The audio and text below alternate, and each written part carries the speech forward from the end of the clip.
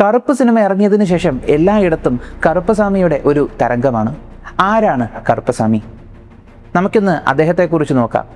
ഊരൈക്കാക്കും കാവൽ ദൈവമായ കറുപ്പസ്വാമിയെക്കുറിച്ച്. നമസ്കാരം, ഞാൻ വൈശാഖ്. ടെലിസ്കോപ്പിലേക്ക് സ്വാഗതം.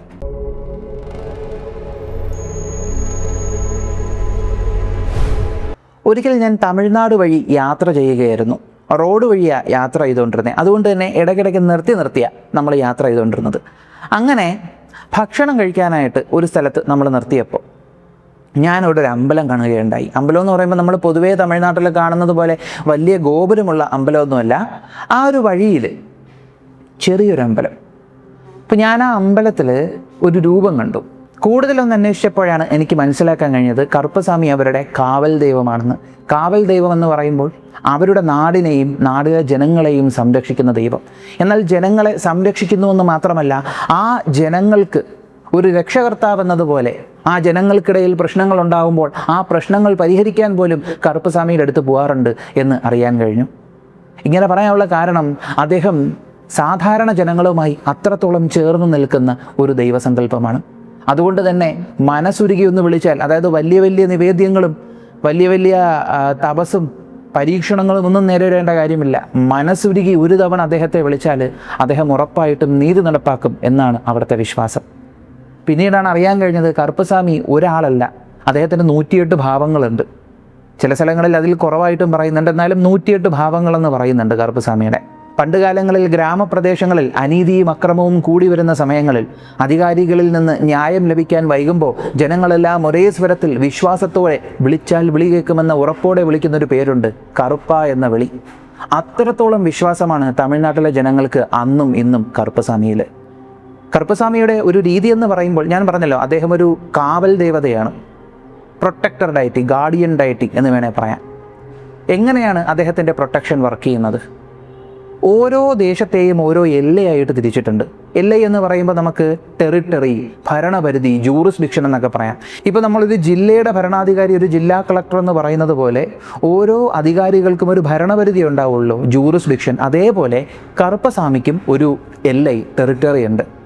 തമിഴ്നാട്ടിലെ ഓരോ ദേശങ്ങളെയും പല എല്ലൈകളായി തിരിക്കുമ്പോൾ ഓരോ എല്ലയുടെയും രക്ഷകനായിട്ട് കറുപ്പസ്വാമി ഉണ്ടാവുമെന്നാണ് പറയുന്നത്. ജനങ്ങൾക്ക് അത്രത്തോളം വിശ്വാസമാണ് അദ്ദേഹം വിളിച്ചാൽ വിളി കേൾക്കുമെന്നുള്ള കാര്യത്തിൽ. അനുഭവമുള്ളവർ ഏറെ പേരുണ്ടെന്നാണ് പറയപ്പെടുന്നത്. കറുപ്പസ്വാമിയെ കുറിച്ച് പറയുമ്പോൾ അദ്ദേഹത്തിൻ്റെ ഒറിജിൻ സ്റ്റോറിയെ കുറിച്ചൊന്ന് പറയണം. പല കഥകൾ പറയുന്നുണ്ട്, അതിൽ ചിലത് ഞാൻ പറയാം. ഒരു കഥ എന്ന് പറയുമ്പോഴത്തേക്കും രാമായണവുമായി ബന്ധപ്പെട്ടിട്ടുള്ളൊരു കഥയുണ്ട്. സീതാദേവിക്കും ശ്രീരാമചന്ദ്രനും 2 പുത്രന്മാരാണല്ലോ, ലവനും കുശനും. ഒരിക്കൽ സീതാദേവി വാൽമീകി മഹർഷിയുടെ ആശ്രമത്തിലായിരുന്ന സമയത്ത് ലവകുശന്മാരെ വാൽമീകി മഹർഷിയെ ഏൽപ്പിച്ചിട്ട് എങ്ങോട്ടേക്കോ പോയി.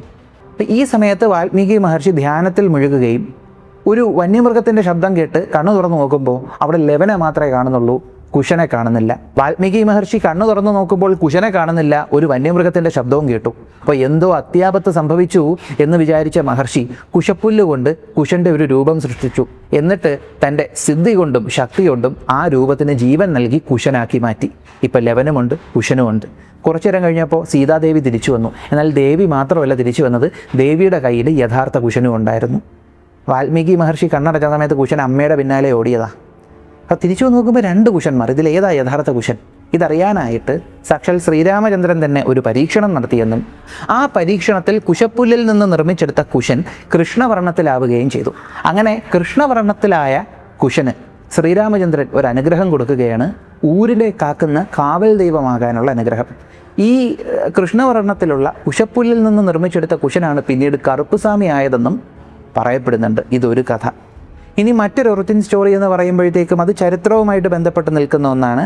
പണ്ട് കാലഘട്ടങ്ങളിൽ, ഈ നായ്ക്കരുടെ കാലഘട്ടങ്ങളുണ്ടല്ലോ, 16-ാം നൂറ്റാണ്ടിനും 18-ാം നൂറ്റാണ്ടിനും ഇടയിൽ ഗ്രാമങ്ങളെ സംരക്ഷിക്കാൻ തുനിഞ്ഞിറങ്ങിയ ചില യോദ്ധാക്കൾ, ചില ചിറ്റരസന്മാരെന്ന് പറയുമ്പോൾ നമുക്ക് നാട്ടുരാജാക്കന്മാരെന്ന് പറയാം. നാട്ടുരാജാക്കന്മാർ അവരെന്നൊക്കെ പറയുമ്പോഴത്തേക്കും കായബലം കൊണ്ടും ശാരീരിക ക്ഷമത കൊണ്ടും അത്രത്തോളം ശക്തരായിരുന്നു, അമാനുഷികരായിരുന്നു. ആ അത്രത്തോളം ശക്തിയുള്ള യോദ്ധാക്കൾ ഒറ്റയ്ക്ക് നാടിനെ സംരക്ഷിക്കുവാനായിട്ട് തുനിഞ്ഞിറങ്ങുകയും അവരെ പിൽക്കാലങ്ങളിൽ ദൈവമായി കണ്ട് ആരാധിച്ച് അവരാണ് കറുപ്പുസ്വാമിയായി മാറിയതെന്നും പറയപ്പെടുന്നുണ്ട്. ഇനി മറ്റൊരു കഥ എന്ന് പറയുമ്പോഴത്തേക്കും അയ്യപ്പൻ, ധർമ്മശാസ്താവ്, അയ്യനാർ. ഈ അയ്യനാർ എന്ന് പറയുന്നതും ഒരു കാവൽ ദൈവമാണ്. അദ്ദേഹം ഒരു സുപ്പീരിയർ ആയിട്ടുള്ളൊരു കാവൽ ദൈവം എന്നൊക്കെ വേണേൽ പറയാം. തമിഴ്നാട്ടിൽ തന്നെയുള്ള ഒരു കാവൽ ദൈവമാണ്. ഈ അയ്യനാരെക്കുറിച്ച് സൂര്യയുടെ സിംഗം സിനിമയിലും പറയുന്നുണ്ട്. അയ്യനാരുടെ പടത്തലവന്മാർ അല്ലെങ്കിൽ ശ്രീധർമ്മശാസ്താവിൻ്റെ പരിവാരങ്ങൾ അയ്യപ്പൻ്റെ പരിവാരങ്ങളായിട്ടും കറുപ്പുസ്വാമിമാരെ പറയാറുണ്ട്. അപ്പോൾ അങ്ങനെയും കറുപ്പുസ്വാമിമാരുണ്ട് എന്നൊരു ഒറിജിൻ സ്റ്റോറിയുണ്ട്. ഇങ്ങനെ പല കഥകൾ പറയുന്നുണ്ട്. എന്നിരുന്നാൽ പോലും നാടുകളിൽ ഇപ്പോഴും ഗ്രാമങ്ങളിലും അതുപോലെ തന്നെ സിറ്റി ഏരിയയിലുമെല്ലാം അദ്ദേഹത്തെ അത്രത്തോളം ഭക്തിയിൽ കാണുന്നുണ്ട്. കാരണം എന്ന് പറയുമ്പോൾ തമിഴ്നാട്ടിലുള്ള പല ആളുകൾക്കും കറുപ്പുസ്വാമിയും അയ്യനാരുമെല്ലാം കുലദൈവങ്ങളായിട്ട് വരുന്നുണ്ട്. കറുപ്പുസ്വാമി കുലദൈവമായിട്ട് വരുന്നുണ്ട്. ഇപ്പോൾ ധനുഷിൻ്റെ ഒരു സിനിമയുണ്ടല്ലോ, ഇഡ്ഡലിക്കട. ആ ഇഡ്ഡലിക്കട എന്ന സിനിമയിൽ ധനുഷിൻ്റെ കഥാപാത്രത്തിൻ്റെ കുലദൈവമായിട്ട് പറയുന്നത് കറുപ്പുസ്വാമിനെയാണ്. അതുപോലെ തന്നെ മെയ്യഴകൻ സിനിമയുണ്ടല്ലോ, മെയ്യഴകൻ സിനിമയിൽ ഇവർ രണ്ടുപേരും അരുൾമൊഴിയുടെയും അതുപോലെ തന്നെ മെയ്യഴകൻ്റെയും കുലദൈവങ്ങളായി പറയുന്നത് അയ്യനാർമാരെയാണ്. അപ്പോൾ അവിടെ അയ്യനാരും കറുപ്പുസ്വാമിയെല്ലാം കുലദൈവങ്ങളായി വരാറുണ്ട്. ഈ കുലദൈവം എന്നൊക്കെ പറയുമ്പോൾ മിക്കവാറും അവരുടെ പൂർവികരുമായിട്ട് ബന്ധമുള്ള എന്തെങ്കിലും ആയിരിക്കും. കാവൽ ദൈവമായി കറുപ്പുസ്വാമി നിൽക്കുമ്പോൾ ആ സ്ഥലത്തിന് സംരക്ഷണം എന്ന് മാത്രമല്ല കേട്ടോ, ആ സ്ഥലത്തിലുള്ള എല്ലാ മേഖലകളിലും ജനങ്ങൾക്ക് എല്ലാവിധ സംരക്ഷണവും കറുപ്പുസ്വാമി നൽകുന്നു എന്നാണ് ജനങ്ങളുടെ വിശ്വാസം. അതായത് ഇപ്പോൾ രണ്ട് ആളുകൾക്കിടയിൽ തർക്കമുണ്ടാകുന്നു, രണ്ട് കുടുംബങ്ങൾക്കിടയിൽ തർക്കമുണ്ടാകുന്നു, രണ്ട് വിശ്വാസങ്ങളിലുള്ള ആളുകൾക്കിടയിൽ തർക്കമുണ്ടാകുന്നു. ഇപ്പോൾ നമ്മൾ കറുപ്പ് സിനിമയിൽ കാണുന്നത് പോലെ കോടതി സംബന്ധമായിട്ടുള്ള പ്രശ്നങ്ങൾ ഉണ്ടാകുന്നു, അല്ലെങ്കിൽ പ്രോപ്പർട്ടി സംബന്ധമായിട്ടുള്ള പ്രശ്നങ്ങളൊക്കെ ഉണ്ടാകുമ്പോൾ ഉള്ളുരുവി കറുപ്പുസ്വാമിയെ വിളിച്ചാൽ വലിയ താമസമൊന്നും ഉണ്ടാവില്ല, പെട്ടെന്ന് അതിനൊക്കെ തീർപ്പുണ്ടാകുമെന്നാണ് വിശ്വാസം. അനുഭവമുള്ളവർ ഒരുപാടുണ്ടെന്നാണ് പറയുന്നത്. അത്രത്തോളം ജനങ്ങൾക്ക് കറുപ്പുസ്വാമിയിൽ വിശ്വാസമുണ്ട്. അതുകൊണ്ടാണ് ഇപ്പോഴും അദ്ദേഹത്തെ അത്രത്തോളം തമിഴ്നാട്ടുകാർക്കിടയിൽ അത്രത്തോളം അദ്ദേഹത്തെ ഒരു റിവ്യൂർഡായിട്ടുള്ള റെസ്പെക്റ്റഡ് ആയിട്ട് അവർ കാണുന്നത്.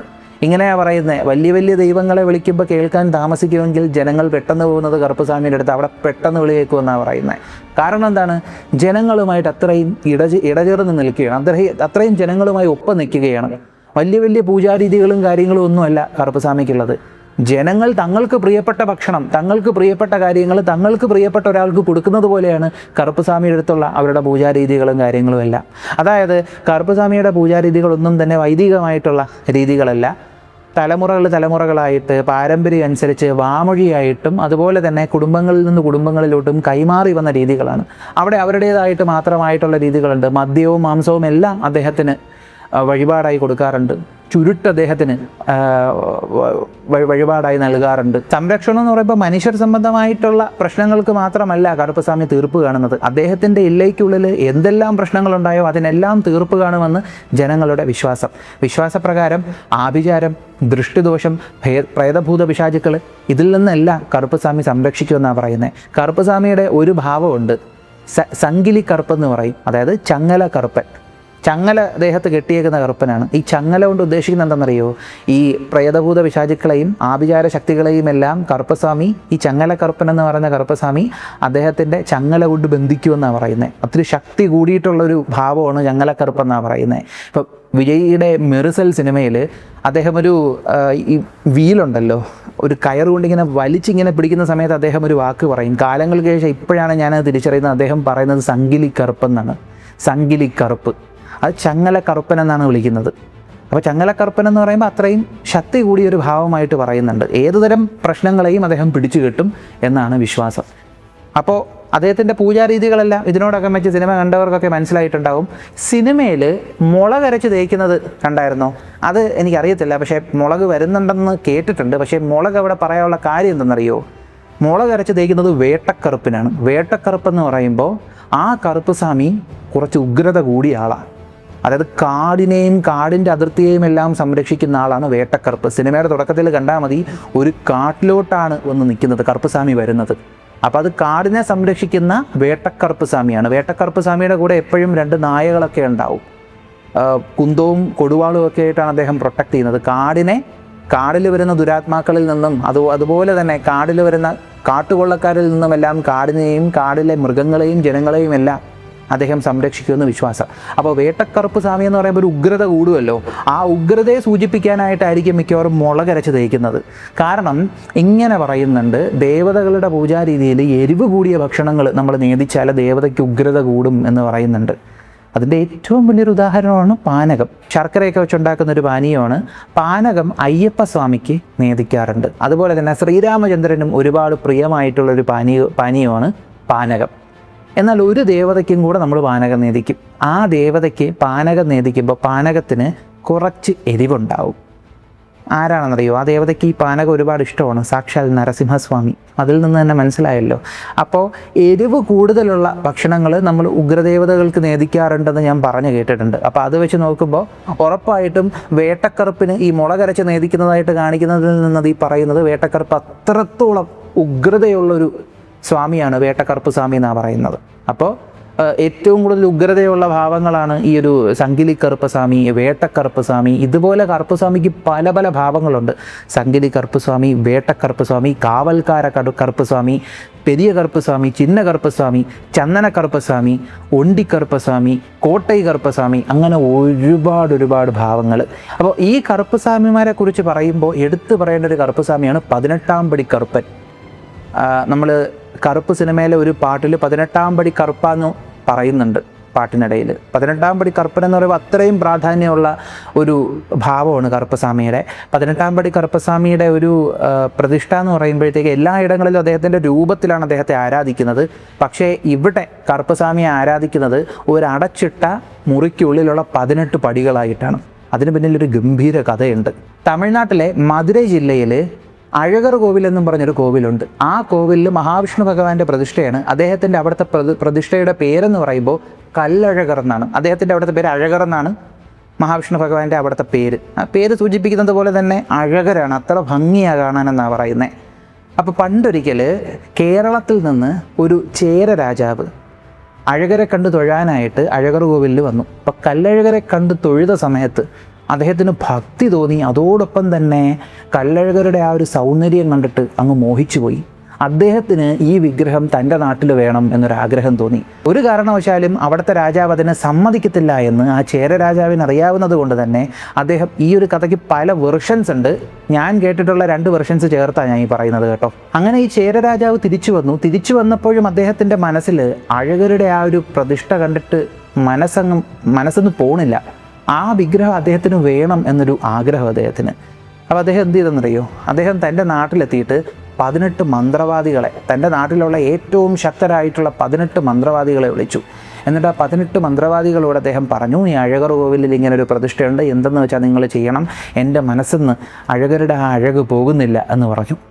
അപ്പോൾ ഉടനെ തന്നെ മന്ത്രവാദികൾ പറഞ്ഞു, നമ്മൾ വേണ്ട കാര്യം അതുപോലെ ചെയ്യാം എന്ന് പറഞ്ഞു.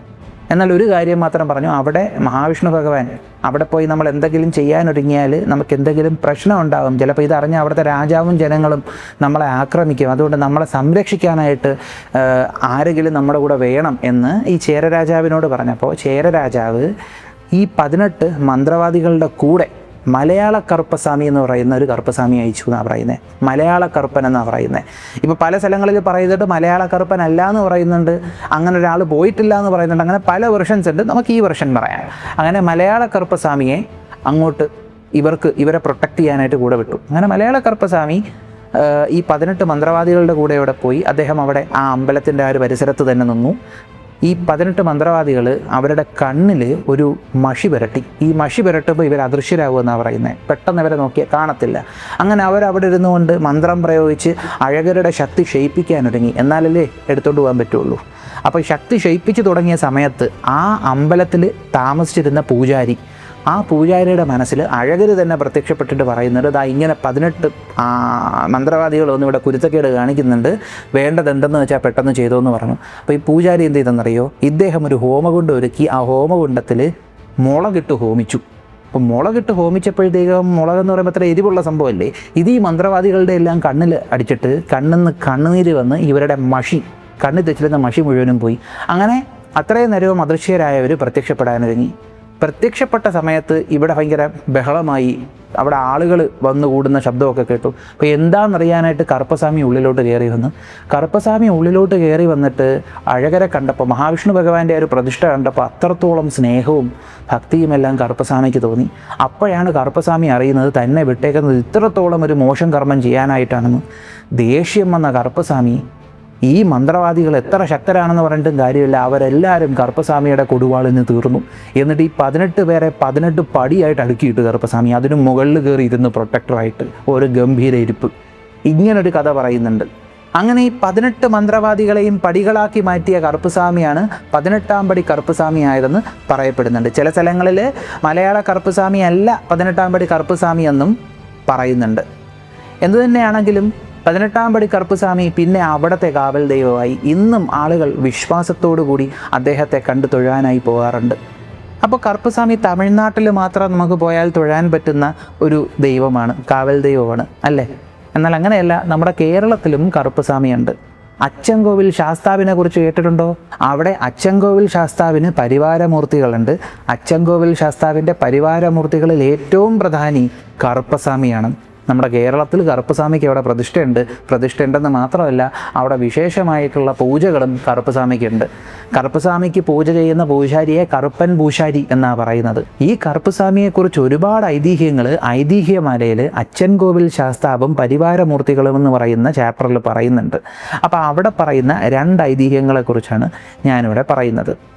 പണ്ട് അവിടെ ഞാൻ പറഞ്ഞല്ലോ, കറുപ്പസ്വാമിക്ക് പൂജ ചെയ്യാനായിട്ട് കറുപ്പൻ പൂശാരി എന്നും പറഞ്ഞ് അവിടെ ആളുകളുണ്ടായിരുന്നു. പണ്ട് കറുപ്പസ്വാമിക്ക് അവിടെ മദ്യവും മാംസവും കൂടെ നേദിക്കുമായിരുന്നു. ഈ മാംസം എന്ന് പറയുമ്പോൾ അന്നുള്ള മൃഗങ്ങളിൽ നിന്നുള്ള മാംസമായിരിക്കണം എന്നൊരു നിർബന്ധം ഉണ്ടായിരുന്നു. അപ്പോൾ ഈ മാംസവും ഈ പൂജയ്ക്ക് വേണ്ടിയിട്ടുള്ള വിറകും കാര്യങ്ങളും എല്ലാം കൊണ്ടു കൊടുക്കാനായിട്ട് ചുമതലപ്പെടുത്തിയിരുന്നത് ഒരു കുടുംബത്തെയായിരുന്നു. ആ കുടുംബത്തിൽ ആ കാലഘട്ടത്തിൽ കൊച്ചിട്ടാണൻ എന്നൊരാളുണ്ടായിരുന്നു. കൊച്ചിട്ടി നാരായണൻ എന്നാണ് അദ്ദേഹത്തിൻ്റെ പേര്. കൊച്ചിട്ടാണൻ എന്ന് വിളിക്കുമായിരുന്നു. അങ്ങനെ ആ ദിവസത്തിലെ പൂജയ്ക്ക് ആവശ്യമായിട്ടുള്ള മാംസവും വിറകും കാര്യങ്ങളും എല്ലാം സജ്ജമാക്കാനായിട്ട് കൊച്ചിട്ടാണൻ കാട്ടിലേക്ക് പോയി. കാട്ടിലേക്ക് പോയ കൊച്ചിട്ടാണൻ ഒരുപാട് നേരം കഴിഞ്ഞിട്ടും തിരിച്ചു വന്നില്ല. കാരണം കാട്ടിലേക്ക് പോയ കൊച്ചിട്ടാണനെ ഒരു കലമാൻ പോത്ത് ആക്രമിക്കുകയും ആ ആക്രമണത്തിൽ കൊച്ചിട്ടാണൻ മരണപ്പെടുകയും ചെയ്തു. അപ്പോൾ ഇതാരും അറിഞ്ഞില്ല. ഒരുപാട് നേരമായി, പൂജയ്ക്കുള്ള സമയവും കഴിയാറായി. അപ്പോൾ ഇത്രയും നേരമായിട്ടും കൊച്ചിട്ടാണൻ വരാതായപ്പോൾ എല്ലാവർക്കും പരിഭ്രമമായി. ഉടനെ തന്നെ അവിടെ പൂജ ചെയ്യാനായിട്ട് നിന്നിരുന്ന കറുപ്പൻ പൂശാരിയുടെ ദേഹത്തേക്ക് കറുപ്പസ്വാമി കയറി. എന്നിട്ട് കറുപ്പസ്വാമി പറഞ്ഞു, കൊച്ചിട്ടാണൻ ഒരു പോത്ത് കാരണം മരണപ്പെട്ടിരിക്കുകയാണ്, ഒരു പോത്തിൻ്റെ ആക്രമണത്തിൽ മരണപ്പെട്ടിരിക്കുകയാണ് എന്ന് പറഞ്ഞു. എന്നിട്ട് കറുപ്പസ്വാമി എന്ത് ചെയ്തെന്നറിയോ? ഏത് പോത്താണോ കൊച്ചിട്ടാണൻ്റെ മരണത്തിന് കാരണമായത് ആ പോത്തിൻ്റെ കൊമ്പുകളിൽ പിടിച്ച് അദ്ദേഹം ഇങ്ങനെ തലയോളം ഉയർത്തി. എന്നിട്ട് 2-3 ചുറ്റിയിട്ട് വലിച്ചെറിഞ്ഞു ആ പോത്തിനെ. എറിയുന്ന ആ ഒരു വേഗതയിൽ പോത്തിൻ്റെ കൊമ്പുകൾ കറുപ്പസ്വാമിയുടെ കയ്യിൽ തന്നെയായിരുന്നു. ഈ പോത്ത് ചെന്ന് വീണത് ഒരു ആലിൻ്റെ ചോട്ടിലായിരുന്നു. ആളുകളിങ്ങനെ പരിഭ്രമിച്ച് നോക്കി നിന്ന സമയത്ത് കറുപ്പസ്വാമി പറഞ്ഞു, കൊച്ചിട്ടാണൻ ദുർമരണം സംഭവിച്ച് മരിച്ചതുകൊണ്ട് തന്നെ ഒരു അറുകൊലയായിരിക്കുകയാണ്. ആ പോത്ത് ചെന്ന് വീണ സ്ഥലത്ത് കൊച്ചിട്ടാണനെ പ്രതിഷ്ഠിക്കണമെന്ന് പറഞ്ഞു. എന്നിട്ട് പറഞ്ഞു, ഇനി മദ്യവും മാംസവും മേലാൽ നിവേദിക്കരുതെന്നും പറഞ്ഞു. അന്നത്തോടുകൂടി മദ്യവും മാംസവും നിവേദിക്കുന്നത് നിന്നു അവിടെ. ഇത് ഒരൈതിഹ്യവും കൂടെ പറയാം. ഒരിക്കൽ കുറച്ച് കൊള്ളക്കാർ അച്ചൻകോവിൽ ക്ഷേത്രത്തിലേക്ക് കയറി തിരുവാഭരണം മോഷ്ടിക്കുകയുണ്ടായി. അപ്പോൾ ജനങ്ങൾ തിരുവാഭരണം മോഷണം പോയെന്ന് അറിഞ്ഞ ഉടനെ തന്നെ അധികാരികളെ അറിയിച്ചു. അവരന്വേഷണം തുടങ്ങി. 3 ദിവസങ്ങൾക്ക് ശേഷം കറുപ്പൻ പൂശാരിയുടെ ദേഹത്ത് കയറിയ കറുപ്പസ്വാമി ഉദ്യോഗസ്ഥരോട് പറയുകയാണ്, ഈയൊരു തിരുവാഭരണം മോഷ്ടിച്ചു കൊണ്ടുപോയ കള്ളന്മാരെ ഈ സ്ഥലത്ത് പോയാൽ നിങ്ങൾക്ക് കിട്ടും എന്ന് പറഞ്ഞു. അങ്ങനെ ഉദ്യോഗസ്ഥരെല്ലാവരും കൂടെ അങ്ങോട്ട് പോയി. അങ്ങോട്ട് പോയപ്പോൾ അവർ കാണുന്ന കാഴ്ച എന്തെന്നറിയോ? തിരുവാഭരണം ഒരു മരച്ചുവട്ടിൽ വെച്ചേക്കുന്നു. ആ മരച്ചുവട്ടിന് ചുറ്റും 3 ദിവസമായിട്ട് ഈ കള്ളന്മാർ പ്രദക്ഷിണം വെച്ചുകൊണ്ടിരിക്കുക, നിർത്താതെ പ്രദക്ഷിണം വെച്ചുകൊണ്ടിരിക്കുന്നു 3 ദിവസമായിട്ട്. പിന്നെ അന്വേഷിച്ചപ്പോഴാണ് അറിയുന്നത് ആ മരച്ചുവട്ടിൽ കറുപ്പസ്വാമിയുടെ ഒരു പ്രതിഷ്ഠ ഉണ്ടായിരുന്നു. ആ കറുപ്പസ്വാമിയാണ് ഈ കള്ളന്മാരെ അവിടെ ഇട്ട് കറക്കിയതെന്ന്. ഇത് കറുപ്പസ്വാമി നീതി നടപ്പാക്കുന്ന ചില കഥകളിൽ ഒന്ന് മാത്രം. ഇതുപോലെ ഐതിഹ്യമാലയിൽ ഒരുപാട് കഥകളുണ്ട് അച്ചൻകോവിൽ ശാസ്താവിൻ്റെ പരിവാരമൂർത്തികളെക്കുറിച്ച്. കറുപ്പസ്വാമിയെക്കുറിച്ച് ഒരുപാട് കഥകൾ അതിൽ പറയുന്നുണ്ട്. എൻ്റെ അന്വേഷണത്തിൽ നിന്ന് എനിക്ക് മനസ്സിലായ കാര്യങ്ങളാണ് ഞാനിവിടെ നിങ്ങളുമായി പങ്കുവെച്ചത്. പക്ഷേ പറയാൻ തുടങ്ങിയാണെങ്കിൽ ഇനിയും ഒരുപാട് കാര്യങ്ങൾ അദ്ദേഹത്തെക്കുറിച്ച് പറയാനുണ്ട്. അതുപോലെ തന്നെ നമ്മുടെ നാട്ടിൻപുറം പ്രദേശങ്ങളിലേക്ക് ഇറങ്ങിച്ചെന്നാൽ അവിടെയും നമുക്കിതുപോലെ കാവൽ ദൈവം പ്രത്യേകതകളെക്കുറിച്ച് കാണാൻ കഴിയും. അതുപോലെ തന്നെ രസകരമായിട്ടുള്ള ഇൻട്രസ്റ്റിംഗ് ആയിട്ടുള്ള നമ്മൾ ഒരുപാട് ഇൻസ്പയർ ചെയ്യുന്ന പല ഐതിഹ്യങ്ങളും നമുക്ക് കേൾക്കാൻ കഴിയും. എന്തുതന്നെയാണെങ്കിലും ഈ കാലഘട്ടത്തിൽ പോലും അദ്ദേഹത്തിലുള്ള വിശ്വാസം ജനങ്ങൾക്കൊരൽപ്പം പോലും കുറഞ്ഞിട്ടില്ല. അതിനതിൻ്റേതായിട്ടുള്ള കാരണങ്ങളുമുണ്ട്. എന്തായാലും കറുപ്പെന്ന് പറയുന്ന സിനിമ ഒരു ഗംഭീര എഫക്റ്റാണ് ഇപ്പോൾ ക്രിയേറ്റ് ചെയ്തേക്കുന്നത് അല്ലേ. നല്ല ഗംഭീര തിയേറ്റർ എക്സ്പീരിയൻസ് ആയിരുന്നു ആ ഒരു സിനിമ. എനിക്കെന്തായാലും ഇഷ്ടപ്പെട്ടു. അപ്പോൾ ഇതാണ് കറുപ്പുസ്വാമിയെക്കുറിച്ചുള്ള ചില വിശേഷങ്ങൾ. ഈ ഒരു വീഡിയോ നിങ്ങൾക്ക് ഇഷ്ടമായെന്ന് വിശ്വസിക്കുന്നു. നിങ്ങളുടെ അഭിപ്രായങ്ങളൊന്ന് കമൻറ്റ് ചെയ്തേക്കുക. നമ്മുടെ ചാനലിലേക്ക് നിങ്ങൾ ആദ്യമായിട്ടാണ് വരുന്നതെങ്കിൽ ഒന്ന് സബ്സ്ക്രൈബ് ചെയ്തേക്കുക. നമ്മുടെ ചാനലിലെ കണ്ടൻറ്റുകൾ നിങ്ങൾക്ക് ഇഷ്ടപ്പെടുന്നുണ്ടെങ്കിൽ നിങ്ങളുടെ ബന്ധുമിത്രാദികൾക്കും പറ്റുമെങ്കിൽ ശത്രുക്കൾക്കും ഒന്ന് അയച്ചു കൊടുക്കുക. മറ്റൊരു വീഡിയോയിൽ മറ്റൊരു കണ്ടൻറ്റുമായി കാണുന്നത് വരെ